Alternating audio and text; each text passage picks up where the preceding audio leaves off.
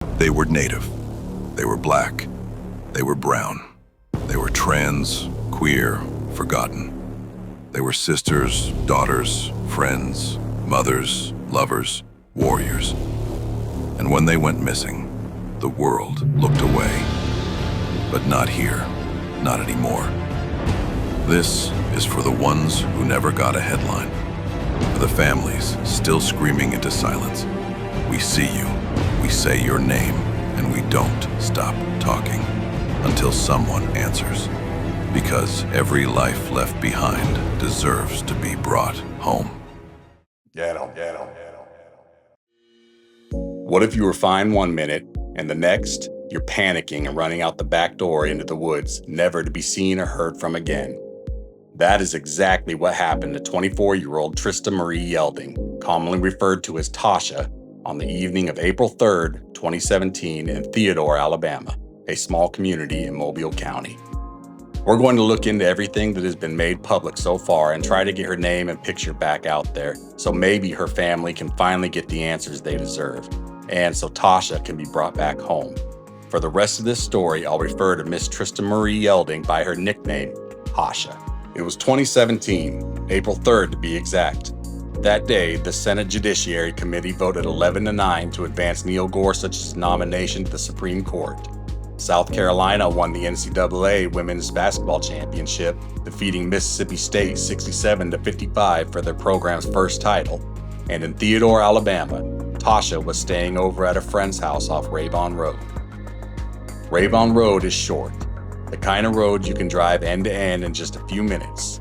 It's surrounded by several wooded areas and small bodies of water, with Mobile Bay just to the east and the Gulf of Mexico a short drive south, and miles of swampland a short drive to the west. I point this out for two reasons. One, so you can visualize the scene better, and two, to show that while it's a relatively small area, there are many places where a person could disappear without a trace. Frustratingly, there's very little about this case that's been released to the public. Very little news coverage, very little information from the Mobile County Sheriff's Office. The lack of coverage is part of a bigger problem, one that minorities in this country face far too often. Tasha was a young black woman in the United States, and the reality is, the systems here don't treat those cases with the same urgency. At the time of her disappearance, Tasha was between 5 feet and 5 feet 4 inches tall and roughly 120 pounds. She was last seen wearing a blue shirt with Baldwin County, Alabama written on it, black pants, flip-flops, and a pink hat. She had black hair, dark brown eyes, pierced ears, and 2 tattoos, one on her right arm that said Regina, and one on her left thigh that read Baby Rattler. Tasha also had epilepsy and needed daily medication. She was fluent in American Sign Language and was the main communicator for her deaf father in all family matters. On April 3rd, 2017, Tasha was at a friend's house somewhere off Raybon Road. It's listed in the police report that this friend was her boyfriend, but I haven't been able to confirm it anywhere else. Tasha had been staying at his residence for a few days before her disappearance. He reportedly told the police and her family that she freaked out and suddenly ran into the woods behind the house in a panic. She left behind her purse, phone, keys, and perhaps most importantly, her epilepsy medication, which according to her family was not like her at all. She hasn't been seen or heard from since that evening. Her social media, which she was normally very active on, went completely silent that night. No new posts, no messages, no signs she'd been online. The woods behind the residence on Raybon Road were the focal point of the investigators' early searches but yielded little to nothing related to her disappearance. Authorities noted that all circumstances surrounding her disappearance remain unclear. When it comes to the timeline, things get confusing, so I'm going to try and break down the timeline a bit and see if we can get a better picture of events.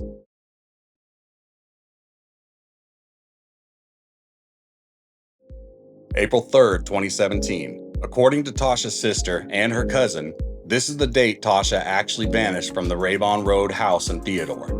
That evening, the friend she was staying with messaged the family that Tasha had a panic attack and ran into the woods around the property. This is the last day Tasha was seen by anyone in person. Some sources refer to late April 3rd or the early hours of April 4th. In initial law enforcement bulletins, April 4 was listed as the last known date of contact. It's possible the timeline crossed over midnight, or the early reports used April 4 for simplicity.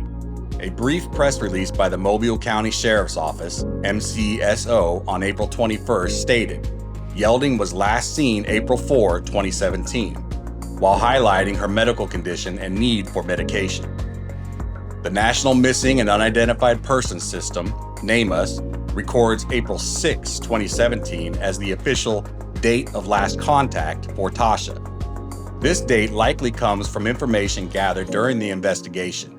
Notably, when sheriff's deputies later interviewed Tasha's boyfriend/friend, the friend on Ravon Road, he claimed he had not seen Tasha in 2 weeks, as of late April. This suggests he last saw her around the first week of April, roughly April 6, which aligns with the NamUs entry. In any case, April 3rd through the 6th, 2017 represents the window of her final known presence.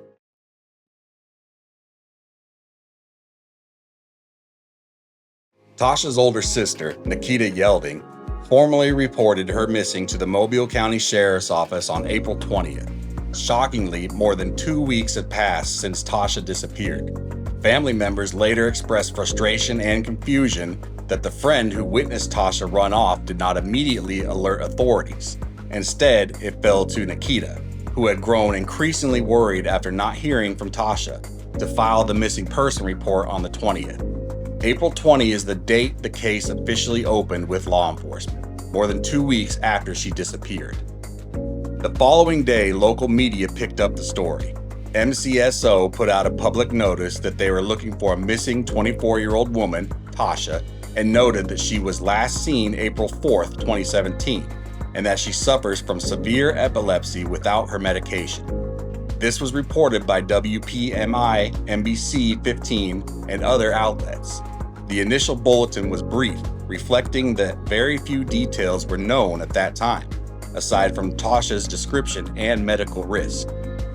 Tasha's cousin said, "It's been almost 2 months and it's just crazy," expressing the family's anguish at the lack of answers. Investigators confirmed to reporters that Tasha had been reported missing more than a month ago, on April 20th, and remained missing. During this segment, Nikita reiterated the story of Tasha's panic episode and running into the woods, and stressed that it was not like Tasha to disappear without contacting anyone. The family also highlighted Tasha's medical needs and the fact that she left personal items behind, hoping to underscore the urgency of finding her.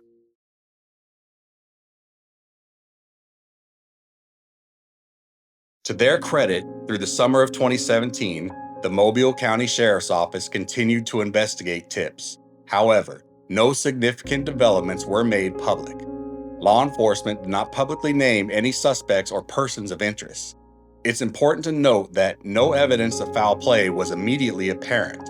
Tasha seemingly vanished without a trace, and the friend's account was the only narrative of what happened.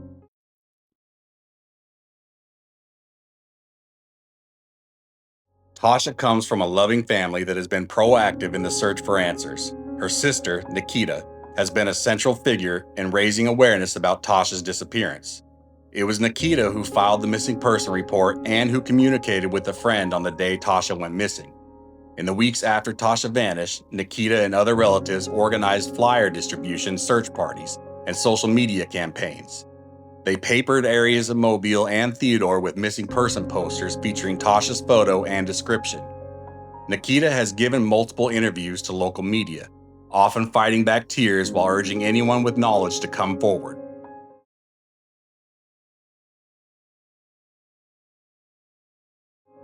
Joaquina Bird has acted as a family spokesman at times, expressing the family's fears early on and emphasizing how unlike Tasha this situation was. Margaret Dade noted that Tasha's unique skills in ASL meant she would have contacted someone in the family by now if she were able. Tasha's aunt, Dana Maisonette Cooks, and I apologize if I'm slaughtering any of these names. I really am sorry. I'm trying my best here. Dana Maisonette Cooks became involved in later awareness efforts. She was featured in news segments about missing women in Mobile, describing how the family had been searching for Tasha for over a year with no closure. The community in Mobile County rallied around the Yelding family. Local volunteer groups and Facebook pages dedicated to missing persons have shared Tasha's story widely. For example, the Missing in Mobile Facebook group and the Missing Black People Facebook page both posted Tasha's information in 2017, helping spread awareness online. The Aware Foundation, a nonprofit that advocates for missing persons, included Tasha's case in social media blasts as well. These advocacy posts often include photos of Tasha and the key details of her case to keep the public informed. Tasha's own Facebook profiles. She had at least 2, though as of today, August 6, 2025, I was only able to look at one because the other was private. Have been inundated with messages from friends and family hoping she might see them someday. Those accounts have sat dormant since April of 2017, with no activity from Tasha. Loved ones have left comments on her old photos, praying for her safety and for answers. The absence of any digital trace from Tasha after her disappearance is seen by her family as further proof that she did not leave intentionally. If she were alive and free, they believe she would have found a way to reach out by now. Over the years, the family has held vigil gatherings on the anniversaries of Tasha's disappearance. These are informal events, sometimes just family and close friends, where they pray and share memories of Tasha, determined to not let her case be forgotten. Local media often provides a short update around those times, recapping the basic facts and reminding the public that Tasha is still missing. In 2018 and 2019, for instance, news articles about other cases, like the discovery of remains or other missing women in the area, would mention Trista, aka Tasha, as one of the unresolved cases that haunt Mobile County.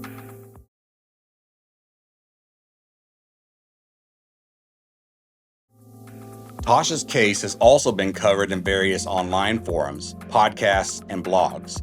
In addition to the Charlie Project profile and the Doe Network page, independent bloggers have written about her, like myself. A true crime blog called True Case Files featured the disappearance of Trista Yelding in July of 2020, summarizing what was known and noting the outcome of the 2018 remains identification. Another site, Crime Solvers Central, posted a piece in 2025 titled Vanished in the Pines, the unsolved disappearance of Trista Yelding, highlighting her story for a new audience. Tasha's story was also discussed on a podcast series about overlooked missing persons, which helped keep her case in the public eye.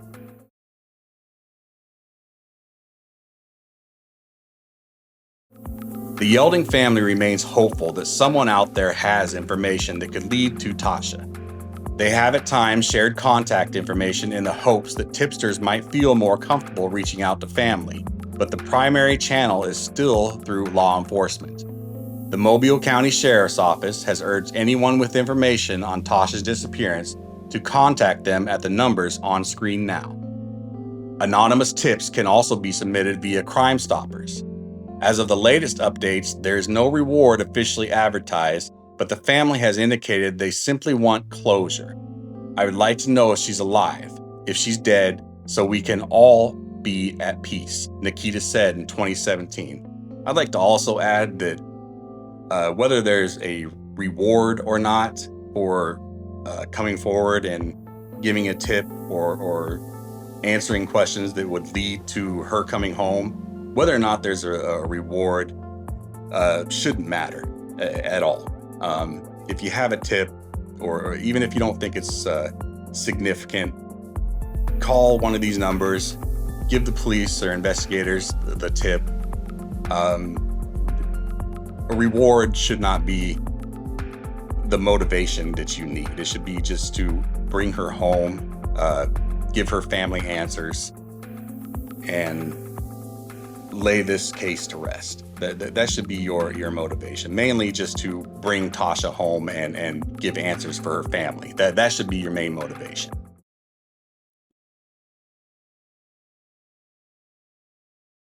Trista Tasha Yelding's case remains unsolved and open.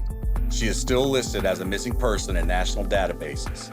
Her name as profile, case number on screen, provides a reference for law enforcement and the public with all her identifiers.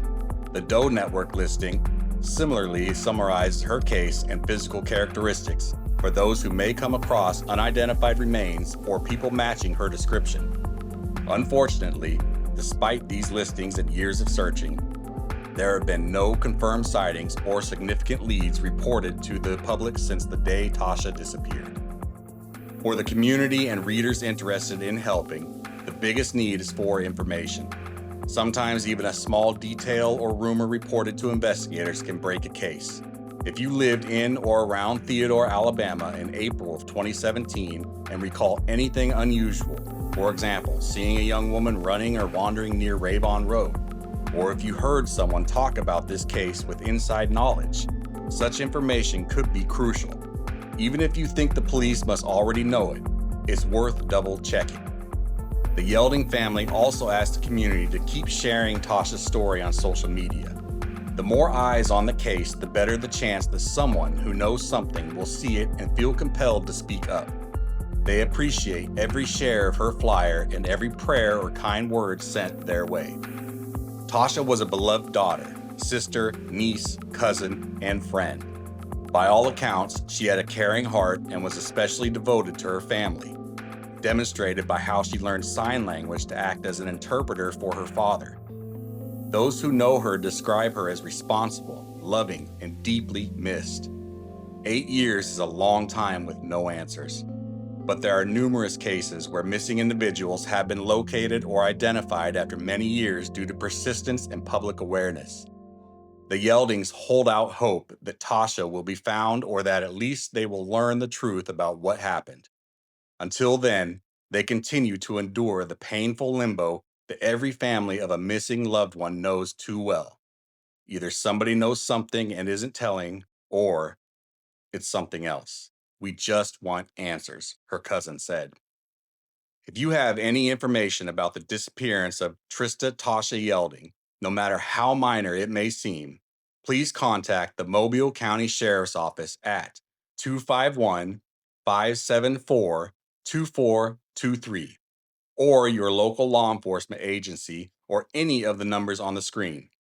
The family and the entire community are hoping for any development that could lead to bringing Tasha home or at least providing closure to her loved ones. Their names deserve more than silence. The system failed them. We won't. If you know something, say something. And if you don't, then share their stories. Speak their names. Because until they're home, we keep going. Until there are no more missing. Until every last one is found. Like, share, comment, subscribe, support the mission at buymeacoffee.com/Versebreaker or CashApp $Versebreaker. The system failed them. We won't. This is Versebreaker.